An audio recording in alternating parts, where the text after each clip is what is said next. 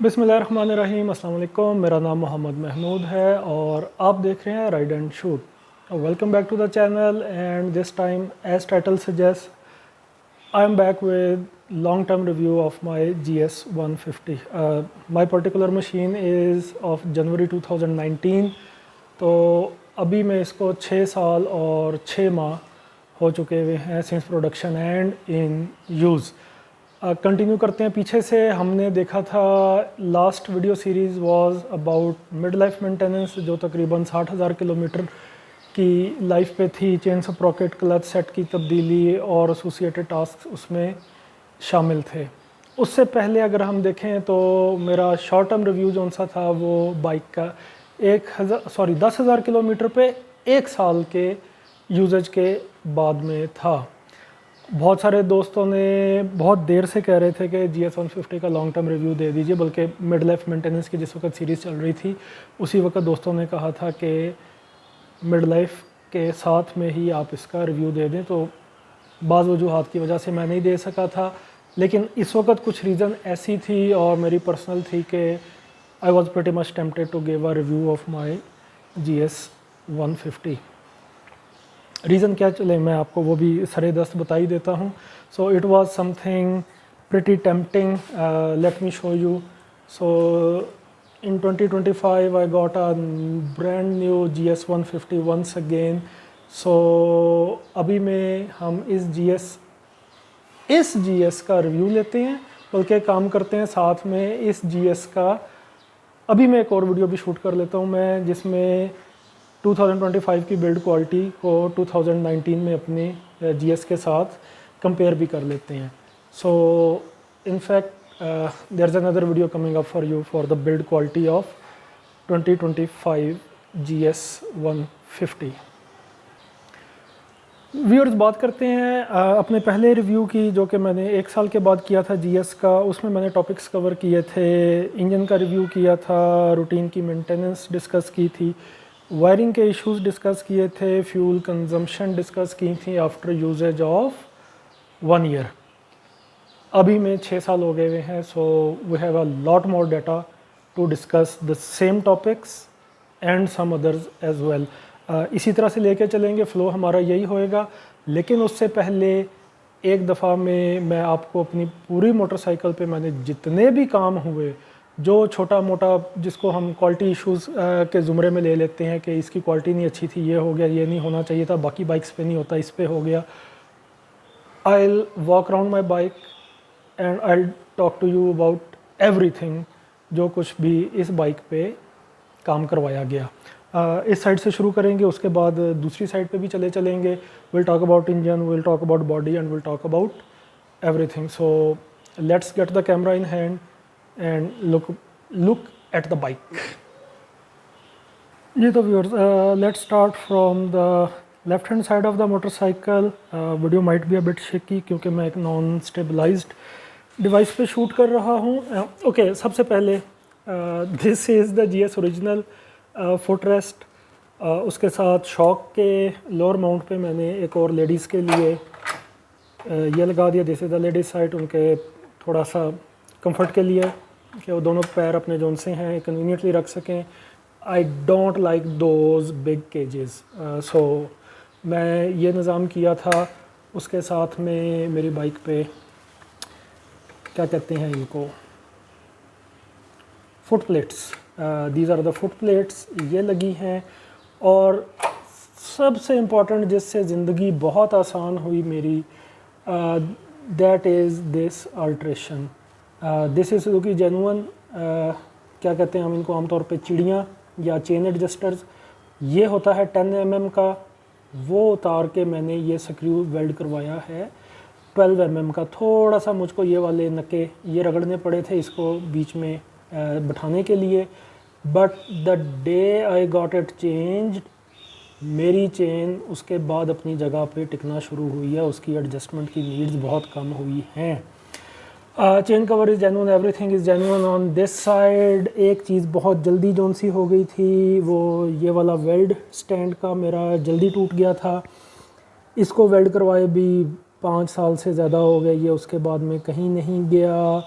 Everything is go down this side. एक अभी recently मैंने एक और DIY किया है, चूँकि मैं अपनी चेन कवर बहुत उतारता हूँ लुब्रिकेट और एडजस्टमेंट चेक करने के लिए, तो ये वाले जो से स्क्रूज़ हैं ये इनके अंदर नट नहीं होते, पीछे वाले जो से हैं इनके अंदर नट होते हैं, तो ये अच्छे तरीके से कसे जाते हैं। ये जस्ट पतरी में टाइट होते हैं, तो वो स्लिप हो गए थे। पहले एक दफ़ा मैं चूड़ी लगवाई, उसके बाद में मैंने उसका कुछ और बंदोबस्त किया। वीडियोस मेरे पास मौजूद हैं। I will get back with all you viewers with this little bit of DIY इंशाल्लाह। तो मैं आपको बताऊंगा कि उस चीज़ से जान बख्शी कैसे करवाई जा सकती है। All is good at this side. I don't know why, लेकिन मैंने अभी तक फ़िल्टर तो बेशुमार दफ़ा चेंज किया, लेकिन अब इसमें क्रैक भी आ गए हैं। इस दफ़ा में इसके बाहर वाला कप भी जौन सा है वो चेंज होएगा। और बाइक के इस तरफ में यस, एक और तब्दीली ये थी कि ये जो उनसे सीट के माउंट हैं यहाँ पे ये पतरी बनी हुई होती है, लगी हुई होती है। जब आप ऊपर बैठते हैं तो वो फ्लेक्स होती है और वो टूट जाती है। उसके लिए सिर्फ ये जो सा है एक चकोर सरिया वो लिया, यहाँ पे वेल्ड किया और उसके बीच में मूस के साथ थ्रेड निकलवा लिए, इसको यहाँ पे वेल्ड कर दिया। सो उसके बाद से मेरा जो सा है ये सीट ये भी काफ़ी अपनी जगह पे स्टर्डी हो गई। सैडल बैग लटकाने होते हैं सीट पे, तो उसके लिए इंडिकेटर इस माउंट पॉइंट पे होते हैं। इंडिकेटर्स को पतरी लगा के इंडिकेटर्स को पीछे किया हुआ है, सो ताकि सैडल बैग यहाँ पे आराम से आ सकें और वो इशारे को बीच में तंग ना करें। ये छोटे जो उनसे हैं पिन्स रैक के ऊपर ये लगवाई हैं, ड्रिल करके मैंने वेल्ड करवाई हैं लगेज बांधने के लिए। This is like heavenly help. इससे बढ़ के आपके लिए मदद कोई नहीं हो सकती कि आप यहाँ पे अपने स्लिंग्स के जो उनसे हैं हुक्स वो फंसा लीजिए, डोरी फेर के ऊपर बांध लीजिए, whatever you want to do it. इसके बगैर आप सामान नहीं बांध सकते। GS का रैक टूटता है। मैंने टूटने से पहले ये वाली लेंथ जो सी है ये वेल्ड करवाई थी। आमतौर पे मार्केट में मिलते हैं, एक यहाँ से सपोर्ट होती है, एक सपोर्ट यहाँ से होती है। आई डोंट नो वो कैसी चलती है, मुझे उस पर लोड की डिस्ट्रीब्यूशन पे कुछ अपनी इंजीनियरिंग के मुताबिक, अपनी सोच के मुताबिक कुछ एतराज़ है। But this setup for me, यहाँ से लोड लिया, ला के इस माउंट पॉइंट के ऊपर फ्रेम में डाल दिया। So this thing worked pretty good for me, pretty good. अभी तक मुझे इससे कोई कंप्लेंट्स नहीं, बेशुमार जो सा है इसका यूजेज हुआ है। हैंड गार्ड्स, मेरा ख्याल मेरे चैनल पे इसका DIY मौजूद है, ये देखे जा सकते हैं। ये मैंने ख़ुद में बनवाए हैं, यामाहा के हैंड गार्ड हैं। This thing is machined, this thing is bent bye my self. और ऑफ कोर्स एक बहुत लंबी चौड़ी आपको सीरीज़ मिलेगी मेरे चैनल पे, डिस्क ब्रेक की इंस्टॉलेशन ऑन स्पोक व्हील्स, आप वो देख सकते हैं।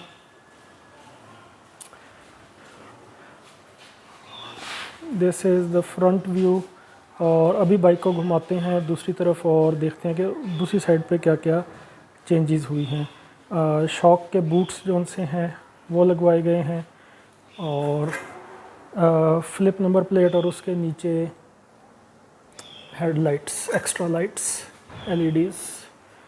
So overall this is the left side of the bike. Okay viewers, let's talk about the right side of the bike. Lights हैं, क्रैश गार्ड पे double horn है, और उसके बाद जो सी सर्विस हुई हुई है। सबसे पहले तो मैं आपको बता दूँ, this thing hasn't been touched in like 83 और 83,000 kilometres, 83,800 kilometres. Absolutely no nothing. तो ना ज़रूरत पेश आई, ना बिला वजह में इसको छेड़ा गया, तो carburettor is as it is. अच्छा, एक चीज़ मैं आपको बताना चाहूँ, सेल्फ स्टार्टर जो सा है इसके कार्बन, उनकी सर्विस हुई थी, और वो जिस माउंट पे होते हैं, जिन स्क्रूज़ के साथ कार्बन की हाउसिंग माउंट होती है, that is hell lot of a task to get off easily. मतलब नहीं निकलते, नहीं खुलते, उनके साथ काफ़ी कुछ करके देख लिया.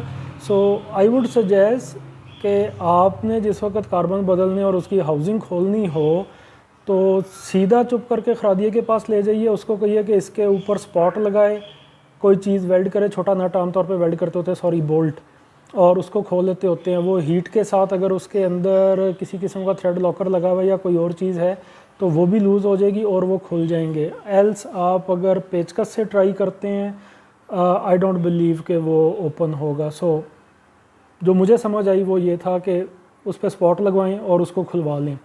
नहीं, मैंने दोनों खोल लिए थे लेकिन दोनों बीच में से टूट गए थे और नतीजतन ये था कि मुझको ड्रिल करके आर पार जौन सा है उनमें बोल्ट लगाने पड़े.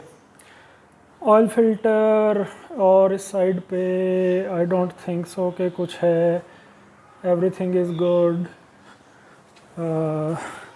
अगेन सेम माउंट जौन सा है वो वेल्ड हुआ है. अच्छा, आई डोंट नो नज़र आ रहा है सही तरीके से या नहीं, but there isn't any rust on my bike. Islamabad की सवारियों को वैसे ही रस्ट कम लगता है लेकिन रस्टिंग का कोई इशू नहीं है. All this paint that you are seeing either over here और एट द रियर चिमटा, स्विंग आर्म जिसको बोलते हैं हम, this is all genuine paint. This is chrome, is its genuine. आप ये स्पॉट देख लीजिए, दिस इज़ जेन्युइन. ये जौन सा मैंने घड़ी वाला पैनल बना के लगाया था इसका DIY मौजूद है. इसका मेमोरी वाला सेल वो ख़राब है, इस वजह से टाइम ख़राब है. Else it is going good. So yes, this is the overall of my 2000 bike और यही काम इसका हुआ है, इसके अलावा कुछ भी नहीं. स्टैंड की पिन का क्या काम था? स्टैंड की डबल स्टैंड टूटा था. यस, डबल स्टैंड की पिन उस तरफ से निकलती है कि इस तरफ से निकलती है पता नहीं, काफ़ी मुश्किल से निकलती है, निकाली थी और स्टैंड का फ्रेम टूट रहा था, वो वेल्ड हुआ है. इसके अलावा आई डोंट रिमेंबर एनीथिंग कि मेरी बाइक पे काम हुआ हो. बाकी का जो कुछ हुआ है वो अभी में हम मेन रिव्यू जौन सा है उसमें देख लेते हैं और डिस्कस कर लेते हैं. जी तो viewer, let's continue with the main review itself और सीक्वेंस वही रखते हैं कि जो कि पहले वाले रिव्यू में था. Starting from the engine, pretty reliable. Suzuki जिस चीज़ पे GS150 को बेचती है वो इसका शायद इंजन ही है. And I am 110% in agreement with everybody else कि there is nothing that can go wrong with the engine itself. 75,000 kilometres पे इंजन की जो सी टाइमिंग चेन है उसके एडजस्टर का लास्ट पॉइंट क्लिक हुआ. So timing chain is due at the moment. अगले तकरीबन 5,000 किलोमीटर पे मेरा इरादा है कि मैं टाइमिंग चेन रिप्लेस कर लूँगा. एक चीज़ ये है. उसके बाद क्लच प्लेट्स मैंने इंजन की that comes into somehow long term maintenance या वन टाइम मेंटेनेंस या two time maintenance during the engine life. So clutch plates का complete set, clutch plate, pressure plates, उसके स्प्रिंग्स, उसका thrust bearing, ये तमाम मैंने change किया था 60,000 किलोमीटर पे. समवट रूटीन मेंटेनेंस में आता है. उसके अलावा इंजन पे कोई काम नहीं हुआ है, एब्सोल्युटली नहीं. सेल्फ की जौन सी है सेल्फ मोटर की वो सर्विस हुई है, एक दफ़ा में सिर्फ उसके कार्बन्स डले हैं. बैटरियां हाँ अलबत्ता मैंने मेरा ख्याल 4 बैटरियां चेंज की हैं. रीज़न उसकी जो मुझको समझ आई वो यही थी कि आखिर की 2 बैटरियों की बारी सेल्फ ज़्यादा लोड लेता था अपने कार्बन्स के ख़त्म हो जाने की वजह से, जिसकी वजह से मेरी आखिर की 2 बैटरियां वो जल्दी में रिप्लेस हुई हैं, एग्जॉस्ट हो जाती थी और एंड दैट स्टफ़. तो इट्स गुड कि आप एवरी 3 इयर्स जौन सा है अपनी बाइक का सेल्फ एक दफ़ा में सर्विस करवा लीजिए. मेरे से ये गलती हुई, मैंने नहीं किया था. उसके अलावा इंजन में कुछ ऐसा काम नहीं हुआ जो मुझको देख के भी याद आ रहा हो। ओके, इंजन की एक चीज़ याद आई। इंजन की जौन सी ऑयल ड्रेन की प्लेट है उसका नट स्लिप बोल्ट स्लिप हो गया था। वो जौन सा है 17 mm का होता है, वो इस वक्त मेरे वाले में 19 mm का लगा हुआ है। प्लेट चेंज करने की बजाय it was convenient for me कि मैं उसको रीथ्रेड करवा लूँ, तो मैंने उसको रीथ्रेड करवा लिया था for free. So that's working pretty good for me. इसके अलावा इंजन का कोई काम नहीं हुआ। रूटीन की मेंटेनेंस कुछ भी नहीं है इस बाइक की। टैपेट ख़ुद बता देते हैं तकरीबन 1 साल के बाद, 10 महीने के बाद जिस वक्त वो एडजस्टमेंट मांगते हों उनको एडजस्ट करवा लें। केबल्स जौन सी हैं वो बंदा ख़ुद ही बदल लेता है थोड़े अरसे के बाद। बजाय ये कि एक दफ़ा साफ़ करता है दूसरी दफ़ा साफ़ करता है। 250 रुपये की केबल है तो बंदा ख़ुद ही में डाल लेता है। तो केबल्स चेंज होती हैं, ऑयल फ़िल्टर चेंज होता है। और ऑयल फ़िल्टर के बारे में मैं आपको एक दफ़ा मैं फिर बता दूं, मैंने अपनी पहले की वीडियोस में भी बताया, सिर्फ़ और सिर्फ सुजुकी का जेन्युइन ऑयल फ़िल्टर यूज़ कीजिए या कोई ऐसा फ़िल्टर यूज़ कीजिए जिसके बाईपास वाल के स्प्रिंग में उतनी टेंशन हो जितनी के ओरिजिनल जेन्युइन के स्प्रिंग में होती है। ये 150-200 रुपये वाले ऑयल फ़िल्टर कतन ऑयल की फ़िल्टरिंग नहीं करते। ये सारा ऑयल आपके बाईपास वॉल में से गुज़र के सारा गंद और गंक आपके इंजन में डिपॉज़िट होता है। सो वो ऑयल फ़िल्टर डालें या ना डालें उसका कोई फ़ायदा नहीं है। रूटीन की मेंटेनेंस में चेन जौन सी है उस पे मेरी अब बहुत तवज्जो होती है। हर दूसरे वीकेंड पे जौन सा है लोअर का चेन कवर उतरता है, चेन की एडजस्टमेंट चेक होती है, ज़रूरत हो तो एडजस्टमेंट की जाती है, लुब्रिकेशन तो लाजमन है। और सिर्फ ये रीज़न है कि मेरी चेन चेंज हुई 58,000 किलोमीटर पे। वीडियो मौजूद है और उस वक्त भी वो चेन ठीक थी।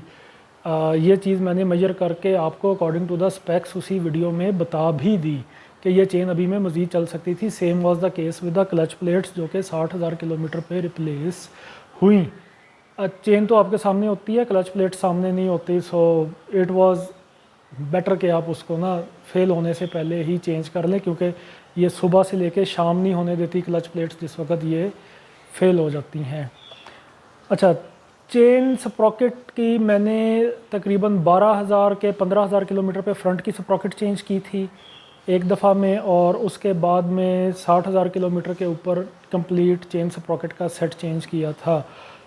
इतनी चेन स्प्रॉकेट की लाइफ की सिर्फ एक रीज़न है कि आप उसकी टेंशन सही रखें और आप उसको प्रॉपरली लुब्रिकेट रखें, और दूसरी कोई रीज़न नहीं। आपकी चेन आपका बहुत ज़्यादा साथ देती है। 6,000 किलोमीटर, 17,000 किलोमीटर, इवन 20,000 किलोमीटर पे भी चेन स्प्रॉकेट ख़त्म हो जाना गलत बात है। That only indicates, if you ask me, is the negligence. अच्छा जी, रूटीन की मेंटेनेंस में डिस्क पैड चेंज होते हैं। डिस्क का तवा अभी तक जो सा है वही है जो कि मैंने इंस्टॉल किया था और लगाया था। गियर इंडिकेटर के लिए लेफ़्ट साइड खुली थी, उसका स्विच लगा था। ब्रेक शूज़ पीछे का सिर्फ अभी एक ब्रेक शूज़ का सेट चेंज हुआ है। पैड कई चेंज हुए हैं। मुझे मेरे बड़े प्यारे भाई हैं मैकेनिक उमर भाई, उन्होंने कहा था कि उन्होंने रखी हुई है GTO 110। उन्होंने कहा था महमूद भाई आप एक दफ़ा डिस्क ब्रेक लगा लें, आप पिछली ब्रेक यूज़ करना भूल जाएंगे। मैं उस वक्त कहा था, मैंने कभी यूज़ नहीं की थी। मैंने कहा था उमर भाई ये कैसे हो सकता है, तो उन्होंने कहा था आप एक दफ़ा में लगा लें, आपको फिर पता लगेगा। एंड यस, उन्होंने सही कहा था। So several front disc pads has been changed, but अभी तक में मैंने सिर्फ पिछला एक ब्रेक शूज़ का सेट वो चेंज किया है। रबर्स जो सी हैं फुट रेस्ट वो चेंज हुए हैं, कोई ख़र्चा नहीं, काबिल ज़िक्र नोट करने वाली चीज़ नहीं है। नेक्स्ट टॉपिक जो डिस्कस किया था दैट वाज वायरिंग इश्यूज़। उस वक़्त भी कोई नहीं थे, अभी में भी कोई नहीं है। कॉइल से लूजिंग वाला जो सा है, इग्निशन कॉइल से टर्मिनल्स की लूजिंग वाला कोई इशू नहीं आया मुझको अभी तक किसी किस्म की मिसिंग का इश्यूज़ नहीं आए। And would you believe to this point, मैंने पहले रिव्यू के वक्त ही अपना रेयर टेल लाइट वाला स्विच जो सा वो रिप्लेस कर दिया हुआ था, और वो दिन और आज का दिन सिर्फ टेल लाइट के दो में से एक बल्ब का एक पॉइंट जो सा सिर्फ वो फ्यूज़ हुआ है। All indicators are genuine, all are working, headlight lamp is genuine, it is working both up, high beam, low beam. Switches में से किसी ने तंग नहीं किया, they are all doing good. And wiring में कोई मसला नहीं है। आई डोंट नो आपको ये बात कैसी लगे, बट जीएस की वायरिंग में कोई मसला नहीं है। बाकी मैंने ये लाइटें लगाई, ये घड़ी लगाई, नंबर प्लेट के पीछे लाइटें लगाई, डबल हारन लगाए, अलग से रिले लगा के काम किया, total independent wiring, not even switch. ये लाइटें जो सी मेरा इस वक्त switch, this is the key, these are the lights, ठीक है, डायरेक्ट हैं। तो उसका कोई ताल्लुक मैंने इंटरनल ओरिजिनल वायरिंग के साथ में नहीं किया। स्विच से दुनिया करती है, मैंने नहीं किया। और मेरी वायरिंग में अभी तक एक मसला नहीं आया। मेरी में तो नहीं आया भाई। अच्छा, उसके बाद फ्यूल कंजम्पशन पिछला बड़ा टायर लगाने से थोड़ा सा फ़र्क पड़ता है, लेकिन even to this day 83,000 kilometre मेरी बाइक ने मुझको 46 किलोमीटर से कम की फ्यूल एवरेज नहीं दी, और इसने अब कभी 50 से ऊपर की नहीं दी। बहुत ही अरसा हो गया 50 भी मैंने ली हो, लेकिन 46 से एवरेज ड्रॉप नहीं हुई। यस, इसमें यह फैक्टर ज़रूर शामिल है कि बाइक चलती है इस्लामाबाद में या चलती है उन सड़कों पे जो कि लॉन्ग रूट कंसिडर होता है, जहाँ पे बाइक खुल के चलती है, वहाँ पे एवरेज अच्छी आती है। तकरीबन 2 किलोमीटर की एवरेज ड्रॉप होती है अगर आप पिछला चौड़ा टायर लगाते हैं तो 100 लगा हुआ है, ज़्यादा चौड़ा भी नहीं, बट 100 लगा हुआ है, लेकिन मामूली सा ड्रॉप होता है, कोई इतना ज़्यादा ड्रॉप नहीं होता। तो yes, carburettor is still at its original factory settings, उसमें किसी किस्म की चेंजिंग तब्दीली नहीं हुई है। Average is going good, average is going great. I have no complaints about it either. That is also going good. जी तो viewers, let's take up the closing remarks. थोड़े से लंबे हो जाएंगे, बट मैंने 6 साल में GS 150 को कैसा पाया एज अ ओवरऑल पैकेज, जो कुछ भी टोटल जो कुछ काम हुआ है वो मैंने आपको बता दिया मेरी बाइक पे अभी तक का। उस सब कुछ के साथ मैंने अपनी बाइक को 6 साल में कैसा पाया, उसका एक छोटा सा जवाब ये है कि उसका जवाब एक वो खड़ा हुआ है। I am so much good with my bike कि I have got another one. कहते हैं क्वालिटी इशू है नई बाइक्स पे या क्या है, कैसे है। मेरा मन नहीं था कि मैं कोई और यूज्ड मशीन लूँ, क्योंकि जो नई चीज़ की ओनरशिप का मज़ा है वो उसी में है। So I got a new one, I am so much satisfied. लेकिन सेड दैट, ये चीज़ आप नोट रखिएगा कि जो भी छोटे मोटे इश्यूज़ थे, और अभी में बाइक ने मेरा ख्याल कोई बड़ा काम भी नहीं निकाला, वो तकरीबन तमाम ऐसे थे कि जो उनसे कि मैंने ख़ुद मैनेज किए हैं। वायरिंग मैंने ख़ुद मैनेज की है, डिस्क ब्रेक जो उनसे मैंने ख़ुद मैनेज कर ली, that was a big project. और हाँ, बाद चीज़ों पे दिल भी दुखता है। जो मेरा जो सा जैसे स्टैंड का आपको वेल्ड बताया वो बहुत जल्दी में टूट गया था, उस पे मेरा दिल काफ़ी ख़राब हुआ था कि नई बाइक पे ये कैसे हो जाए। But said that even Rolls Royce भी तो अपनी गाड़ियों की वारंटी देता है, और वो चीज़ें, वो मशीन्स वो हैं जिनकी बिल्डिंग पे कोई स्ट्रिक्ट टाइम गाइडलाइंस नहीं है कि आपने 3 मिनट में एक गाड़ी प्रोड्यूस करनी है। जिस वक्त असेंबलर की पर्सन की तसल्ली हो जाएगी, वो गाड़ी तब रोल आउट होती है। सो एक चीज़ ये कि मसले मसाइल सबके साथ होते हैं। सो सिर्फ सोशल मीडिया पे आके ये कह देना कि जी इतने लाख की बाइक में ये चीज़ नहीं होनी चाहिए थी, हाँ नहीं होनी चाहिए थी, बट हो जाता है, ठीक है। रूटीन में नहीं होना चाहिए, लेकिन हो जाता है। आप होंडा का 125 लेके आते हैं, यामाहा का 125 लेके आते हैं, CB 150 लेके आते हैं, TNT 150 लेके आते हैं। हर किसी का एटीट्यूड डिफरेंट होता है। You need to adjust yourself with that attitude. Bike का एटीट्यूड आपका एटीट्यूड मैच होगा, तब आपको जो सा है एक अच्छी कंफर्टेबल राइड मेंटली और फिज़िकली जो सा है वो अवेलेबल होएगी। शुरू का जो सा भी 1 साल है वो सबके लिए मुश्किल होता है। आप एक सवारी की रूटीन से दूसरी सवारी की रूटीन पे स्विच होते हैं, आपको एक एक चीज़ के ऊपर आप कंपैरिजन करते हो कि वो ऐसे था, ये ऐसे क्यों है, उसका पार्ट इतने का था, इसका पार्ट इतने का क्यों है, उसका मैकेनिक इस काम का इतना ले लेता था, मैकेनिक इसका इस काम का इतना क्यों लेता है। It's all part of the package, you need to adjust to it. When once you do it, I think this machine is a pretty good one. जी तो viewers, this was my long term review of my GS150। एक चीज़ मैं आपको बताना भूल गया था, मैंने बहुत जल्दी में शोल्डर्स जो से हैं वो मेरे दुखते थे, तो उसके लिए मैंने हैंडल पे हैंडल बार का रेज़र वो लगाया था। ये चीज़ आपको बताने वाली रह गई थी। उसके अलावा it's been a wonderful bike for me.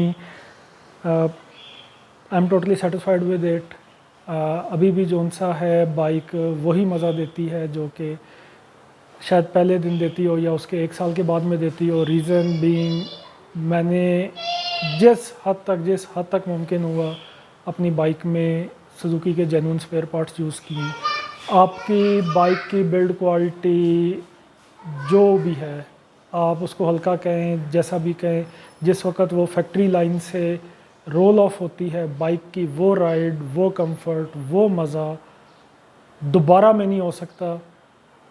लेकिन आप सिर्फ उसको करीब में मैच कर सकते हो जेन्युइन स्पेयर पार्ट्स यूज़ करते हुए। Clutch plates are genuine, total front का डिस्क ब्रेक का setup is Suzuki genuine, brand new. Chain sprocket set महंगा है तो जेन्युइन, इवन फुट पैग्स के rubbers those are genuine. Market से मिलते हैं, सख्त से होते हैं, पाँव पे से स्लिप होता है, ये घिस जाते हैं लेकिन आपके पाँव को बड़ी अच्छी सी ग्रिप देते हैं। Viewers, time to wrap up the video. Video आपको अच्छी लगती है तो इसको लाइक ज़रूर कीजिएगा, चैनल को सब्सक्राइब कीजिएगा, फ्रेंड्स के साथ शेयर कीजिएगा। और शेयर करते से याद आया कि मैंने जितने भी अपने वीडियोस का हवाला दिया जो मैंने काम बाइक पे किए और उनकी वीडियोस मेरे चैनल पे मौजूद हैं, मैं उन तमाम के लिंक डिस्क्रिप्शन में नीचे डाल दूँगा। Just go through those videos, आपको पता लगे कि कौन सा काम में कैसे हो सकता है, आप वो कर लीजिए और आपको पता लग जाएगा कि मेरी बाइक पे that I consider to be a well pampered bike के वो काम कितनी माइलेज पे हुआ, या एक काम जो आपकी बाइक पे जल्दी हुआ था वो कितना एक्सटेंड हो सकता था अगर उसका थोड़ा बहुत ख्याल किया जाता।